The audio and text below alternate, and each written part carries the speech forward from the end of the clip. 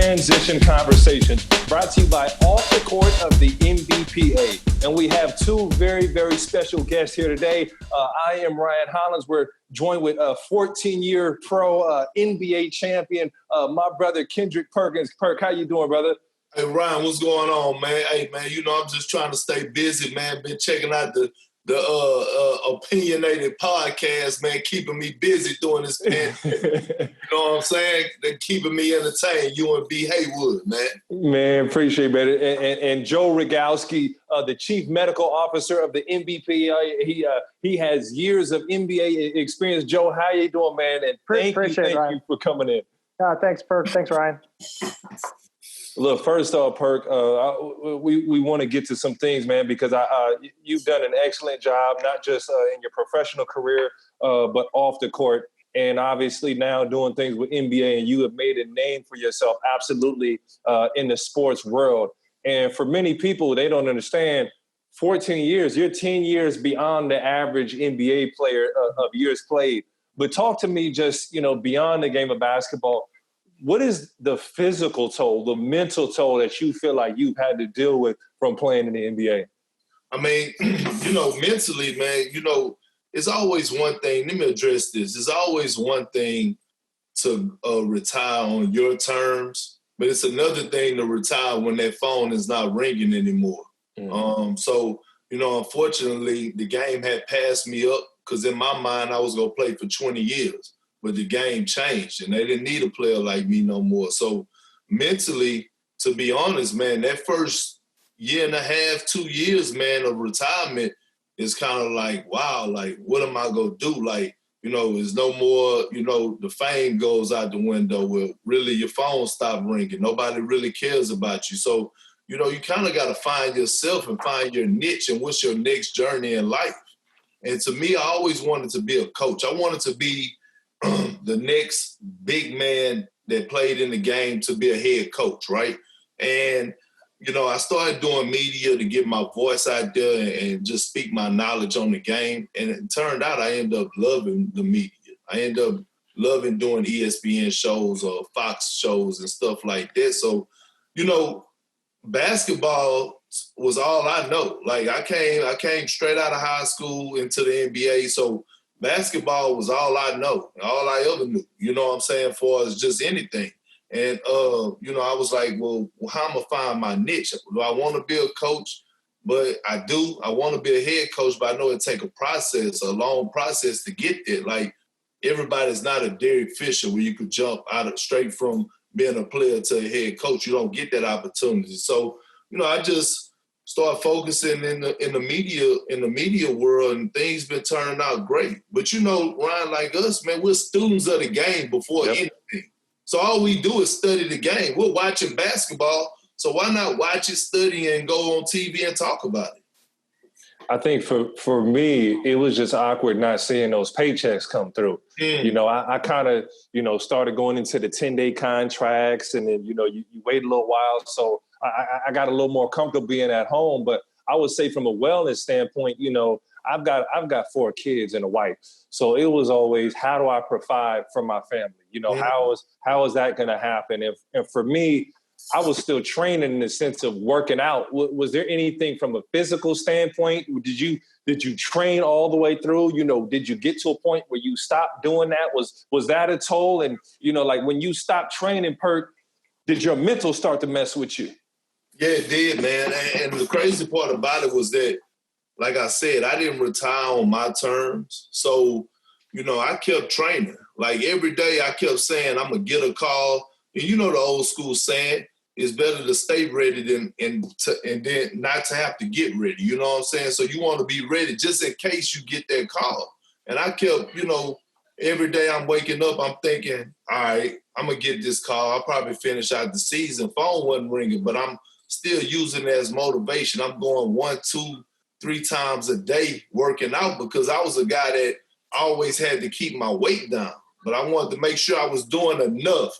Because, like I know during basketball season, it's not like you're able to go to a gym and find quality runs. So I caught myself at an LA Fitness playing pickups with a bunch of guys that was just getting off of work, but I'm in there going hard. Like, and they like, Kendrick Perkins, I'm like, yeah, I'm in there, let's hoop. Like, you know what I'm saying? So, but mentally, man, I was almost in a depression, man, because I just never thought that it could be over. Like, I even tried to go to the G League, which, I went down there and it was probably the most humblest thing that ever happened to me for as a basketball player. Because you take so much for granted, the private jets, the first class services that the NBA provide, that when you get down to the G League, you like, hold on, man, this really survival mode. And so once the Cavs called me up for the last playoff run, and then I started talking with different GMs, and they was like, Perk, you'll make a great coach. It's time to transition. I was like, I had to accept it, like it's over with. But mentally, man, I was depressed for those 2 years. Like, man, my phone not ringing. I'm fine. My agent, like, the process is that's not a tough transition. Even if you're good on money, like to walk away from, to have to be like basically forced out of something that you've done your entire life and this all you know, man, that was complete hell for me. Joe, what have you seen? You've dealt with a lot of current players in your time in the league and obviously working with the NBPA. What's the biggest thing that stands out from you with players as they make that transition? And, it could be from whatever aspect, the physical aspect, the training, which is normally clockwork, to, just the wellness and mental side of things, Joe. I mean, and that's sort of the reason one of the big reasons I joined the NBPA is I had so many players. So I was with the Magic during the Orlando Magic during the heyday when we were playing against you guys, both Perk and you, Ryan, during your years in the Eastern Conference. And I had a good run, and then I would see my players retire. And once they retired, they were sort of like they would be just wandering aimlessly, not knowing what direction to go. And I stayed in touch with them because, I always, whenever I train my guys, I would always try to teach, tell them, listen, I'm training you now for basketball, but I'm giving you tips to use when you're done playing. I'm teaching you things that you could use after you're playing, because I don't care about you just as player Perkins or Hollins. I care about you as an individual, so that 5, 10, 15 years from now, you're still able to do something active. So that's when I was training guys then, that's what I always thought of, because these guys are, you become friends. You're all friends with your strength coach. I know Brian Dew still speaks very highly of Perk all the time. Guys like, do. So like you become, very close with these guys. So you want to see them, not only be successful on the basketball court, but to be successful and healthy afterwards. But there's a lot of things stacked up against you guys. Once you retire and you go that direction from a health standpoint, that I don't think a lot of people realize. Man, I remember there was a point in my life where I got injured, and I was blessed to have no major injuries. But I'll say the one thing, whenever I fell into those injuries, I grew as a young man. First off, in college, I got injured my senior year, come back with a different perspective, lead my team to a national championship. I had a simple knee surgery through there, nothing major, obviously, in the league, but I feel like it's always given me a chance to sit back and reflect. Now, Perk, I remember you had that major knee injury. Did that change your perspective on basketball after that, or as from a health and wellness standpoint? Because, we always feel like we are invincible as players. So what was the mental aspect when you stepped out with that injury? Well, I mean, I never really had a serious injury. Like I had a shoulder injury, which, you know how that is with shoulders. Like they come and go. You can fight through it. You have a little surgery on it, but it's like a 3-month process.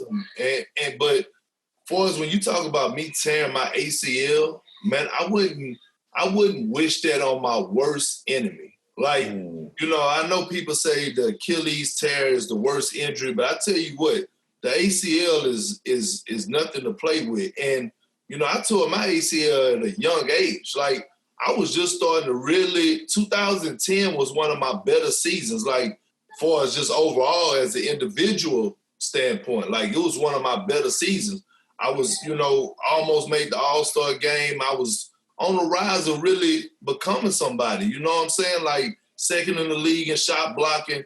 And what people don't understand is that when you have injuries, people can say what they want, but you lose a step or two. Like, you lose athleticism. And here it is, I'm always a guy that was always ranging between 275 and 300 pounds. So with a knee injury and losing athleticism, that didn't help me at all, because I needed every bit of athleticism I possibly had to even play the game of basketball. So, but the recovery of it mentally, man, it made me really put a focus in on my body, because like you were saying, Joe, my guy Bidu, when I was young, he used to have to, I always worked hard, but he used to have to stay on me about doing leg workouts, because I hated doing legs. Like, I always used to go in there. There's no basketball player that does. Right. I always go in there, Joe and Ryan, and throw up them 75 and 80-pound dumbbells. Like, yeah, you want that? But I was like, man, my legs good. Give me a little band work. And he used to be like, Perk, come on, we got legs today. I hate doing split squats, but after I tore my ACL, it took my mind to a whole nother level. I wouldn't miss the weight room. I started lifting even on game days at shoot around. Like, I did not want to get hurt again, as far as like tearing an ACL or anything to that nature. So it changed my mindset on how I approach the weight room and everything like that. Joe, would you say that when it comes to these athletes, is it tougher the physical side of the injury, or just the mental side of being tough enough to get through these injuries and fight through? You've seen players, obviously, with the NBPA and how they last, and some guys have career-ending injuries and some that can fight back. So they've all hampered us in a different type of way. Mm.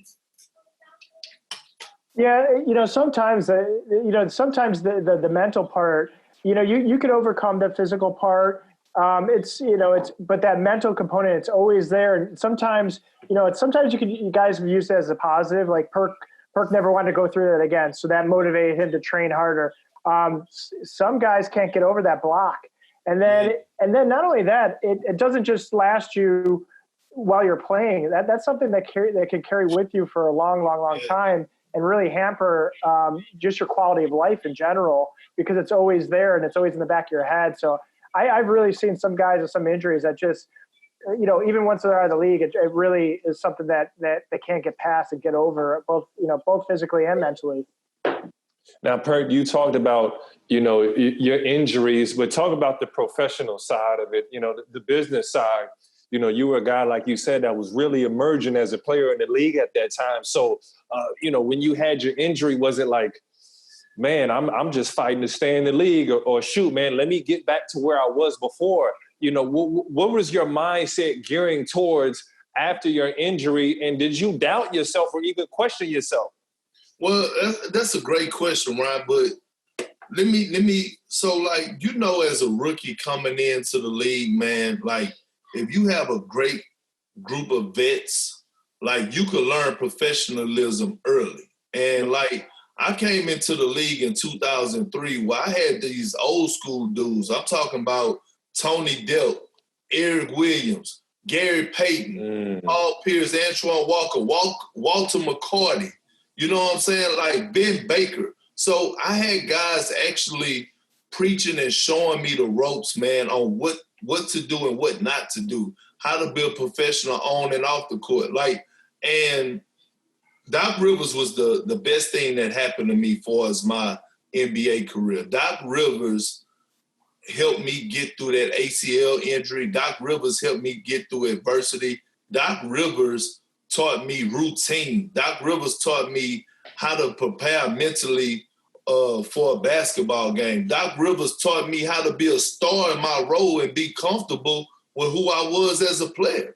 You know what I mean? Like, when you have that type of individual that put confidence in you, like, I remember him calling me in the office and was saying, Perk, listen, I know, a lot of guys want to be an all-star, and you might be. Will you be a long time? Like, will you ever be a superstar player? I don't believe so. But I do believe you're a guy that could play 14 to 15 years in this league if you just be a star in your role, be comfortable with what you bring to the table. That's being a low post defender, that's anchoring the defense, that's been a rim protector, setting screens, rolling to the basket. And he was like, be a star in your role, you will have a long career, and don't worry about the outside noise. And like that speech, like still sticks with me till this day. Now, remind you, I was 21 years old when he called me in the office and told me this. And this is before KG, Ray, and Paul, before the Big Three was even formed.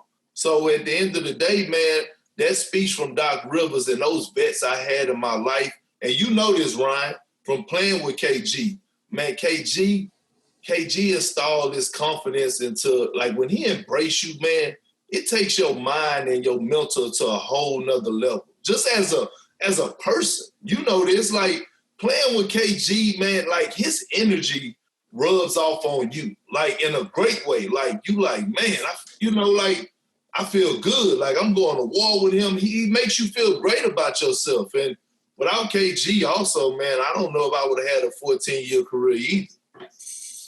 Yeah, I'll say KG really helped my career. But, my injury, I actually had a knee scope in college. And I was similar to you. It was a blessing in disguise. And, for those who don't know, man, I could barely jump off my right leg because I lost a lot of movement there. So, Perk, I was always a guy who could jump high, and I was still jumping up. That was just one leg jumping, if that made sense. But I'll say from that injury, similar to what you said, Perk, I started to take the blessing in disguise. I took the weight room serious. I started working on my legs. I started getting the band work. I was allergic to the weight room or the training room or doing any of that, to the point where, later in my career, and I don't know, Perk, if you had similar situations, but like guys would joke with me, why are you always in the training room? Why are you always stretching? I always look at you stretching, you doing stuff, because I'm trying to stay here. And I started to understand my body is not mine anymore. My body is my business. So if I take care of this, the longer I can play in this league or in this game. Did you have similar situations? Or, I know you talked about what B do, but how serious did you take,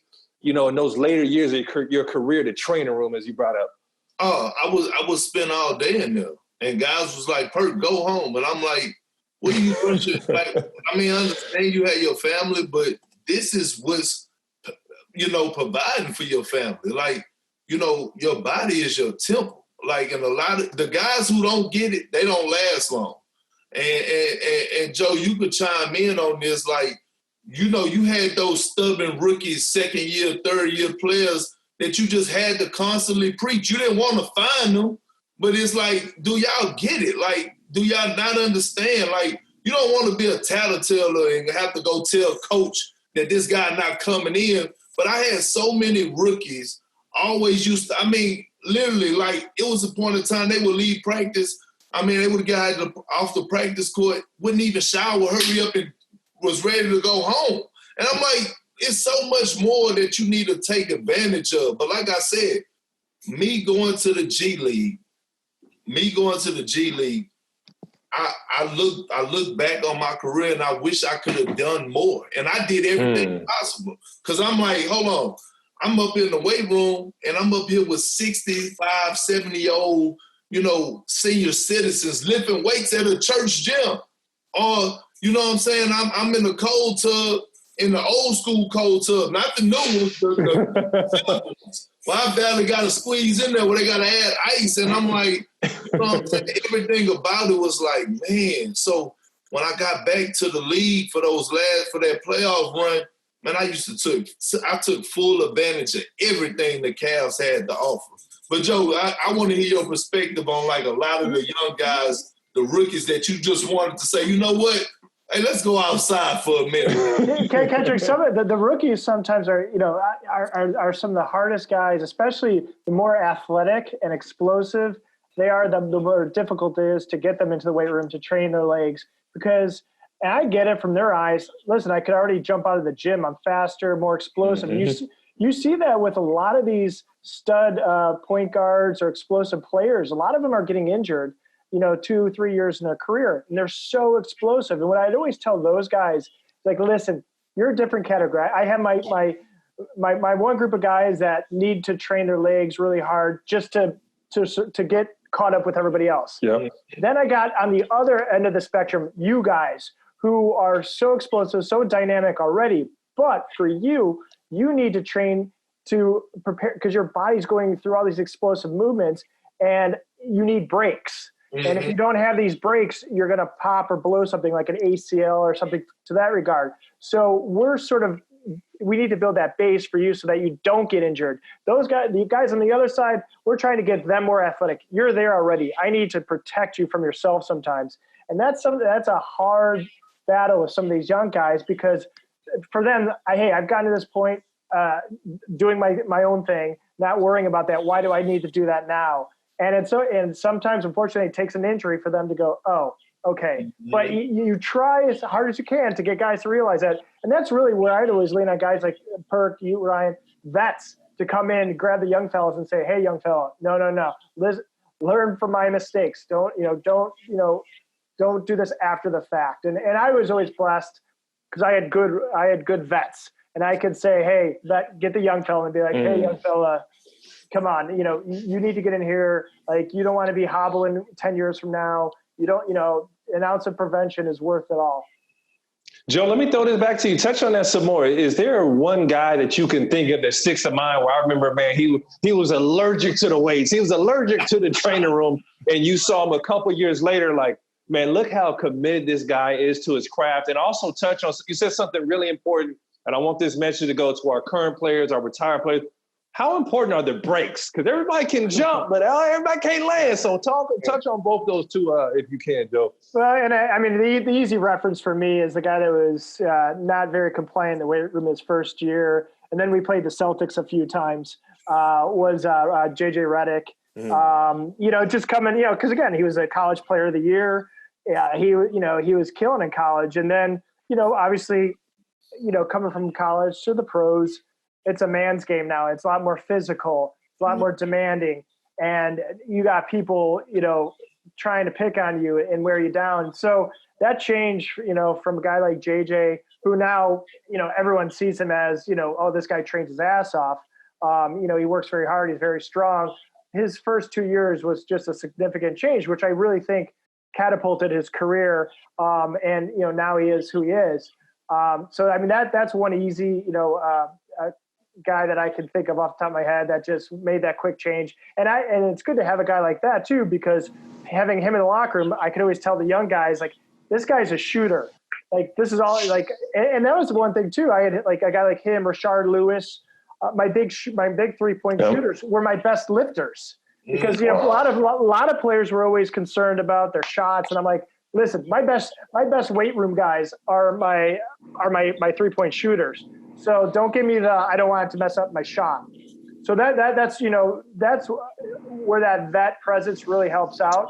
And then the second question you asked me, what was that, Ryan? I want to drive it home. How important are the breaks for an athlete? Yeah. So you got to get up. You can do the 200 miles per hour with them brake pads.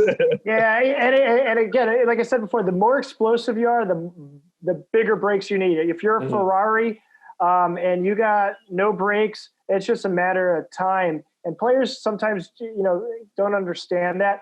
Now, my slower European guys, they don't need the brakes as much. No offense, Jose.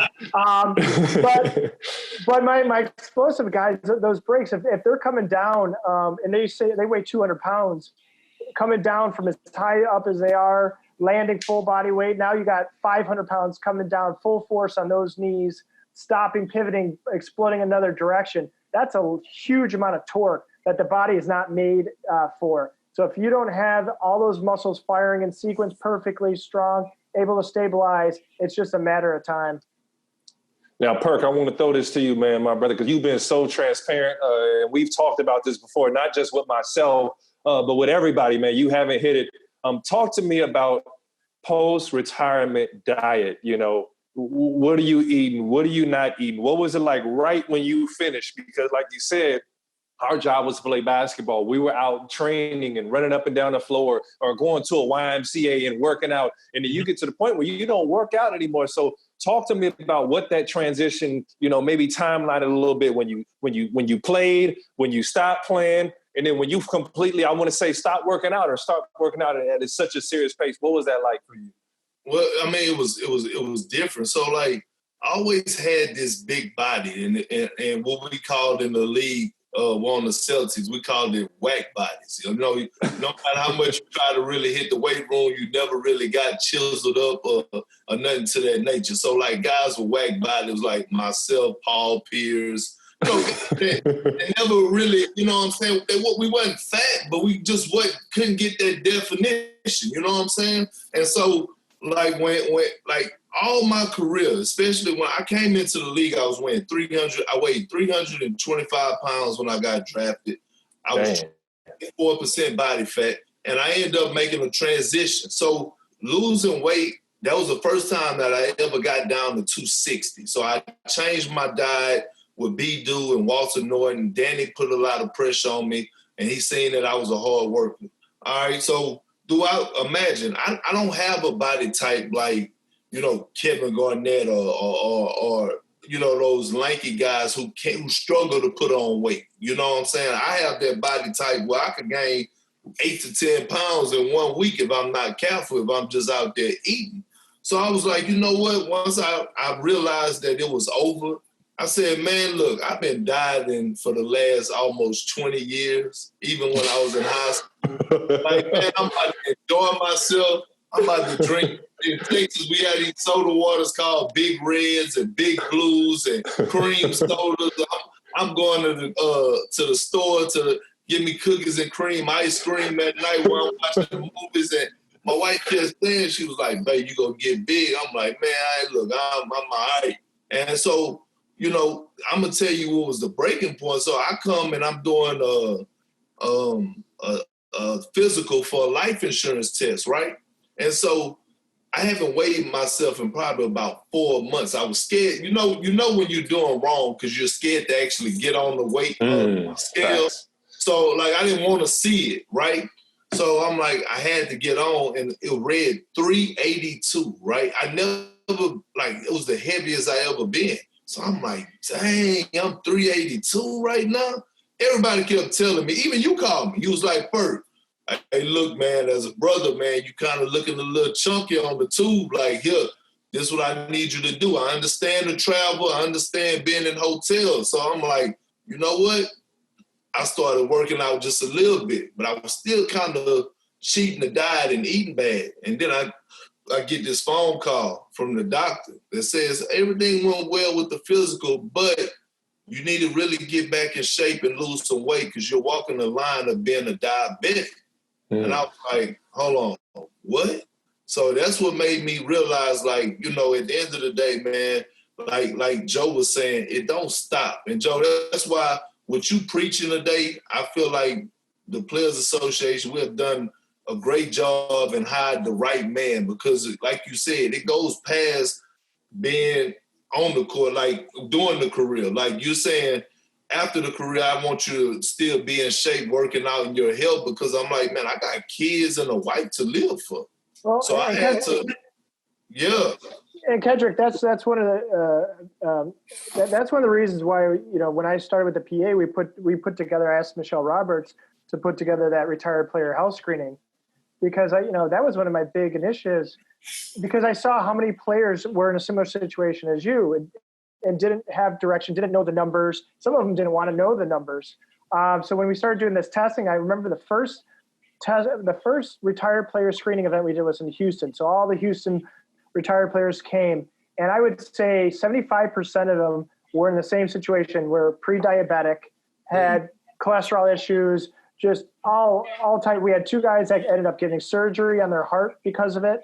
Wow. And then a year later, we did the Houston screening exactly a year later, and to see the difference from the players walking in the second year, it was mind-boggling. They all looked thinner in shape. And a lot of it was just because they knew what they were dealing with. They were put on the right medications, whether there was blood pressure meds, cholesterol meds.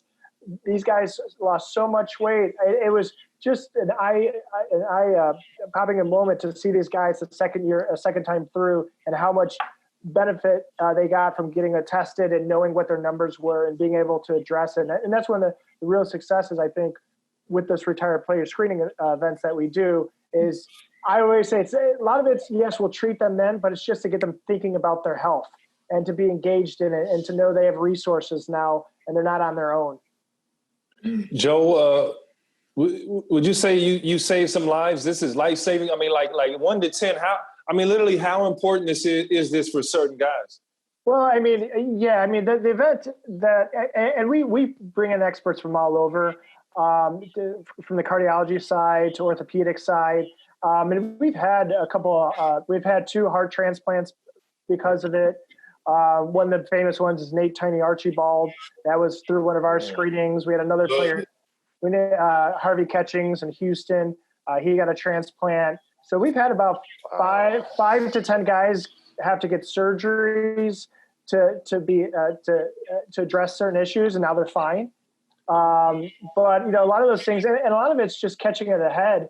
And again, putting this on the player's radar, like, hey, young fella, not so young anymore. You're not 19. You need to really start addressing your body, eating right, getting on these medications, exercising, finding something that works for you exercise-wise, because just saying, hey, I got 2 bad knees, I can't exercise, that's not going to cut it. We got to figure something else out then, because you're putting on weight and you're putting your heart at risk and, your livelihood. You want to be able to, I always tell the guys, I'm like, you want to be able to spend the money you made for the next 20, 30, 40, 50 years. You don't want to, work all this time, make all this money, and not be able to have fun and enjoy your life. You have a whole second part of your life after this. And for those who don't know, Perk alluded to our phone conversation, but I called him, it was from a place of love of my brother. And I seen, obviously, from me going to the media side, from playing basketball, for people who don't know, I have a different level of respect for people in the media that look well and look fit. You want to know why? Because their job isn't to work out. Because they have to get up at 5 a.m. to work out, and they have to go and mentally drain themselves, which is harder, and then go exercise. And Joe, I know what it was like when you guys were a trainer. So after we done went home and you guys are still in the gym and taking the time to work out, it's easy to get fat. And for me, I saw Perk going down the same slope that I had went down. Obviously, it was to a different, because I'm the long, lanky guy he talked about. But guess what? My playing weight was 245 pounds. Mm-hmm. I did ESPN my first year, eating what I want, sitting around doing radio, doing TV all day. For those who don't know, we go to Bristol, Connecticut. There's nowhere to go. You go to the ESPN headquarters and you go back to the hotel. You just sit there. I got all the way up to 275 pounds, Perk. Now, for me, that's 400, okay? For me, my belly was popping through the little vest. You know what I'm saying? It ain't seem like much. And I remember I was walking up the stairs one day, and it was a short flight of stairs, and I got out of breath. And that's when I said, man, I got to pick it up. I got to get myself together. And my wife, I love her to death. She shot me. I'm a motivational type. She shot me a little, oh, you look a little chunky, man. Look at that stomach. Yeah, you know what I'm saying? So, for me, diet-wise, I'm not perfect. I'm not going to claim to be perfect diet-wise, but what I did is I started to tinker with my diet a little bit, and I think I would prescribe to anybody to go to a professional physician, or if you do something slight. So what I started, instead of dinner, if I felt full, instead of eating another set of food, I would eat all fruit, you know what I'm saying, and do a bit of a detox. Now I cut meat out of my diet. I'm not vegan, but doing vegetarian, you know what I'm saying? And I'm tinkering with, hey, how does my workouts feel? Hey, I worked out. I can eat me a good meal versus I didn't work out. I need to stay a little lighter on a salad or whatever. Perk, what have you done specifically diet-wise? Because I can see that we see it in your face, brother. Commend you, man, and we see the exercise videos. What have you done specifically diet-wise to lose weight? Well, I appreciate it. Right now, I'm down 48 pounds, man. So, I still got a ways to go to get back under that 300, but I basically did what you did, man. I'm all seafood. I'm all vegetables. I'm a big fish eater, so salmon is really a big part of my diet. Matter of fact, I eat that every day. So I'm salmon and spinach every day. I do salads. My wife do salads for me. But really, of late, the last 2 weeks, I've been on this diet program. It's called Awaken 180. It's this company based out of Boston. Is really hard. But, I did their diet, and I lost 16 pounds doing it their way. So, I've been also hitting the boxing gym, getting me about 45 minutes in of straight cardio. Well, actually, it's an hour and 10 minutes. And I've been going twice a day. I mean, since we've been in quarantine, because I had the key to the gym. It was one of my good friends, and he had actually went back to his hometown in Mexico, and he left me the key and said, hey, if you need to come in here by yourself and get your work in, I was like, I appreciate it. And I just told him, you know, what I do is, man, I pay the light bill or whatever, and that's how I compensate you for looking out for me. And so, you know, I just want to take full advantage of that. So, you know, I still been working, man, because, you know, one thing about it is when you have kids, especially when you have boys and they get into sports, like I knew something was up way before I had to take the physical with the doctor, right? Because I'm on the court and I'm teaching my boys like cone drills, right? And like we going through the first drill and I showed them and I was like literally huffing and puffing, like gasping for air. And I'm like, man, I'm really out of shape. So like at the end of the day, you still want to be that guy to be, because once your kids get 17, 18, like you, and they're playing sports, like you want to be able to go out there and take part of that. Like that's what life is all about. So I mean, I just changed up my diet, man. I'm getting, and listen, Ryan, I'm getting close. Listen, I'm getting close, Joe, to trying that no meat, no seafood, just going all vegetarian. But man, I don't know, man. That's kind of hard, man. I'm a big seafood guy. Joe, if there was one big piece of advice diet-wise that maybe you could give the current players and retired players, well, what would it be, knowing how stubborn us ball players are, and especially in our older age? What would it be, Joe? That you can't eat like you're still playing, which is hard for some guys. You know, you guys see it with like the player development coaches or the assistant coaches. That's the first year. You know, they go right from playing to coaching, and they're on the plane, and you look at them, and they're still eating like they're a player. And it's just the amount of calories. Like when you're a player, you could get away with eating all these calories because you're training, lifting, doing all these things. But as soon as you go to that other side, you got your total calories, your quantity has to drop 3/4 because otherwise you're just going to balloon up. And again, it's like the freshman 15, you know, in college, it's, you know, players that first year, every player goes through it. Their first year out, their second year out, they just blow up. And it's just educating themselves like, okay, I got to accept I'm not playing as burning as many calories as I used to. I have to eat less, healthier foods. I got to really be conscious about this now. Perkins, and we have you here, man, because you're always honest and upfront, man. So I want you a little unfiltered here, not too unfiltered, but a little unfiltered. But you know, talk even more candid about some of the health and wellness, some even more underlying issues that as men we may not necessarily go on and talk about that maybe you've seen from other players or that you've had to deal with.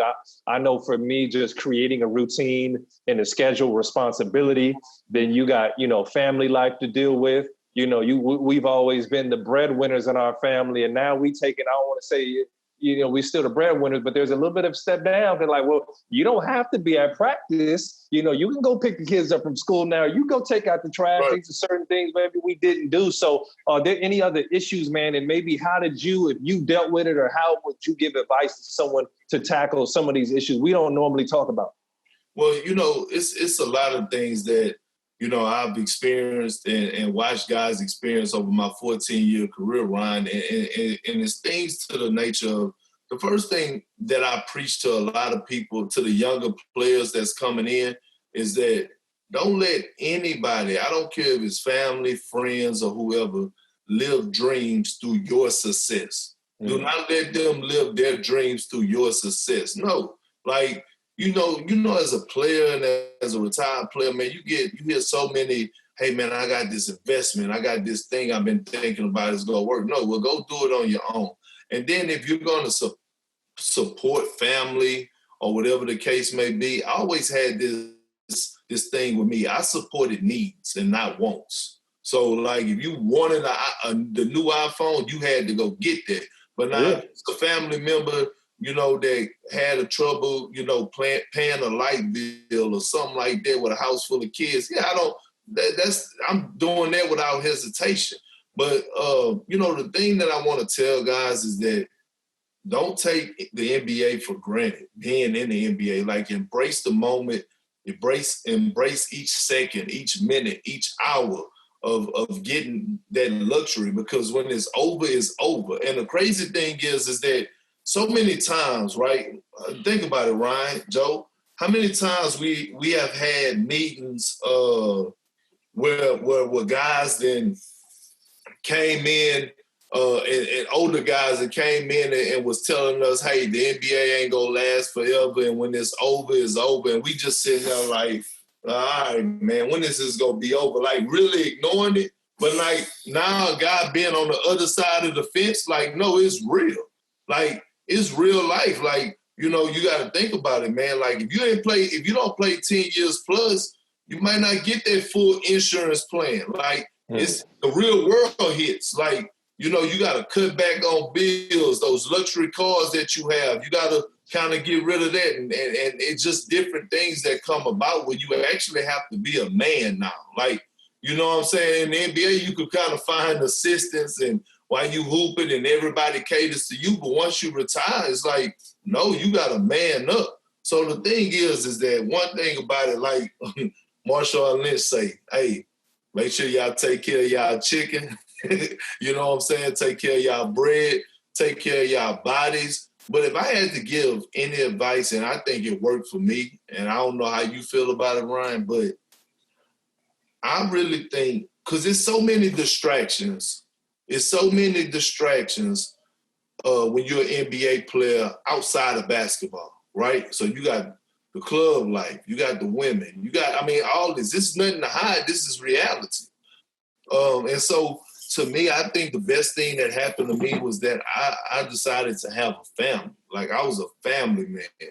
And I think that also helped me have a long NBA career because, you know, when you live in that single life, man, and you know, you're tempted to go out and go to the club, see, that family helps you build that structure. You know what I'm saying? That structure in your career, in your life, like, all right, man, I got to stay put. I'm committed. I need to do this, that, and the other. So that would be some advice that I would give a lot of people. Like, find you a good woman, have a family, because it settles you down. And to touch on what you just said, you know, the same thing that made us great as NBA players is that we got in the gym, we worked, we had this obsessive personality about working, about being great and competing.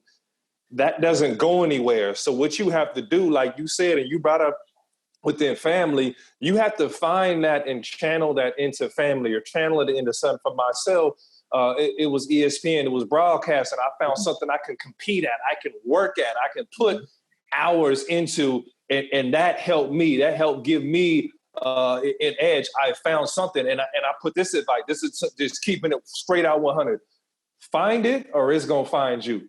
You need to find something that's gonna help you out. It's gonna find you. It could be women, it could be drugs, it could be alcohol, it could be violence, whatever it may be. It's gonna find you. If you don't find that niche or something that you would put forward. Also, I want to throw this to you. Have you taken advantage of anything as far as the NBPA and the opportunities they put out as far as the health and wellness? I know for myself, they present the card where you can go and get, you know, kind of the extra treatment and therapy, and I get my knee worked on and all that stuff, and I'm able to keep myself together. So for the NBPA, that's gold. That's gold. It's gold, man, and I'm right with you. Like, but I don't use it like I should. Like, you know, like, just think about it. The screenness, like, all that we should be taking advantage of. Like, the NBPA has, like, I think to me is at its all-time high, in my opinion. Like, it's at its best right now. Like, you know, you could go to the office of to the Players Association office, and they got gyms, they got conference rooms, they offer media training, they offer so many things that really I've been looking into that we could take advantage of. Like, you know, it's right there, because I don't know if guys are going to really get it or hear us out, Ryan and Joe, but like, when it's over, it's over. Like, you know, like, when your NBA career is over, it's really over. Like, you have to, it's certain things that you have to attack and do on your own that, you know, you don't get those special privileges no more. So, like you said, that was a good point. You better find your niche or it'll find you. And it won't be, you know, like, those checks not coming in no more. So is you going to be dipping in your savings, or you going to go find your next chapter in life? Like, you know, R.I.P. the great Kobe Bryant did. Like, I thought his transition from, you know, we probably talking about a guy who, and it's crazy to say, like a Hall of Famer, but we talking about his career after basketball was probably going to be even better than his basketball career. Now, how crazy do that sound? Like, you got to find that. And I was watching an interview where he was talking about that, like his transition and how he was looking forward to everything after basketball. So, you know, like, man, I mean, you know, young fellas, like, we just telling y'all the real, you know? Like, Joe, can you go a little more in depth on the NBPA programs? I know we didn't do a great job of elaborating just the resources out there, including guys like yourself, and, you know, how willing you will be able to talk to and communicate with these guys who are in need. Because guys, look, as men, as forward players, we don't want to have to need anybody, but there are things there, people there to help us out. Yeah, and I would say, Ryan, and first off, is know that the NBPA is a resource for retired players as well. Obviously, you know, we represent our current players, but again, in my position and just knowing that the retired players paved the way for our current players. So we've always worked well with those guys. Any player that's called me up, that's retired, that's needed help from a medical side, we could give advice to, help them, point them in the direction. Use our network, which now we have such a strong medical network, whether it's, you know, for orthopedic training, that the retired players could use. Then secondly, we've also, you know, like I mentioned earlier, developed these screening programs that are tailored to bigger events like All-Star Weekend, the Combine, Summer League, where we'll basically take over a ballroom at the hotel where all the retired players are at, and free of charge, completely free. Players can come down and get a head-to-toe physical. It's something that couldn't be replicated on their own at a doctor's office. We fly in experts from all over the United States to do analysis of orthopedic, blood, cardiac, EKG, blood pressure in an hour's time. So basically that would take you several weeks, if not longer, to do on your own, and it would cost thousands and thousands of dollars. The PA, our players, pay for it all for you guys. So take advantage of that. I mean, that is top-notch medical. And then, again, you're just building your network. So if anything comes up, we can point you in who in your area is the doctor that is best for that knows athletes, and that can work with you. Now, Joe, real quick, once again, where can the players reach out and hear that if they're interested in seeing where they can get more information about this? Is the website? Is there a contact? If there's something where you would refer, if you're talking to a player right now, where they can go? Yeah, so obviously it's a very dynamic situation right now with all that's going on as far as schedules. Everything's a little bit up in the air. But typically I would say go to our NBPA website and go to our sports med page. From there, you can find my name. Feel free to email me, Joe Rogowski, or anyone in the sports med department, and we can point you in the right direction. Like I said, we'll have a lot of retired players that will call us for orthopedic issues that need to get looked at, a knee surgery or something from that standpoint, or cleanup. And we'll find for them the best doctor in their area that can take care of them, that knows athletes and has a really high success rate. So go to the NBPA webpage, utilize myself, Dan O'Brien, Justin Jackson, and we can really help you guys. Man, really, really appreciate that. Now, Perk, man, in closing, man, go ahead and let's stare right into that camera, man. And I know you did a little bit already, but if there's a closing message you want to talk to the NBA brotherhood, your young brothers playing right now, and the retired brothers, a message that you can give them about health and wellness, just kind of in concluding. Well, you know, the biggest thing is just take advantage. Take advantage of these $1 million facilities. Take advantage of the first class, the first class organizations and the things that they have to provide to you right now as a player. Like, you know, take advantage of these trainers and now, you know, the medical staff and, you know, all the equipment and everything that you need to get better. And also, like I said, man, you know, don't take these NBA years for granted. Like, it go by so fast. Cherish every moment of it. Like, and make sure every time you step out on that court, leave it all out on the court, because I'm telling you, those NBA years fly by fast, and next thing you know, you'll be a retired player looking back, and you don't want to have no regrets. So at the end of the day, make sure you have zero regrets when you retire. I know that's hard to say, but hard to do, but at least try. Just don't take that for granted. Everything, private jets, fancy hotels, all that, all the good, and take advantage of all the people the relationships, with people. Take advantage of that. Somebody come and hand you a business card that, that's coming in and talking with you guys. Start, doing your homework. Start thinking about your next career if you're not a super max guy that probably won't have to work for the rest of your life. But start thinking about your next career after basketball, Anything from you, Joe? Yeah, and sort of to piggyback off of what Perk said, take advantage of the relationships. And obviously from medical side, some of the best relationships and most important relationships you make while you're in the NBA are with your team doctors, with your head trainers or your strength coaches, so that, when you 10 years, 15 years down the road, you could call them up and you've got that good relationship, and they could, help you out and point you in the right direction, and, take care of your health and which is in the end the most important thing. So really that network from a medical standpoint while you're playing is pivotal, not just for while you're playing, but also when you're retired.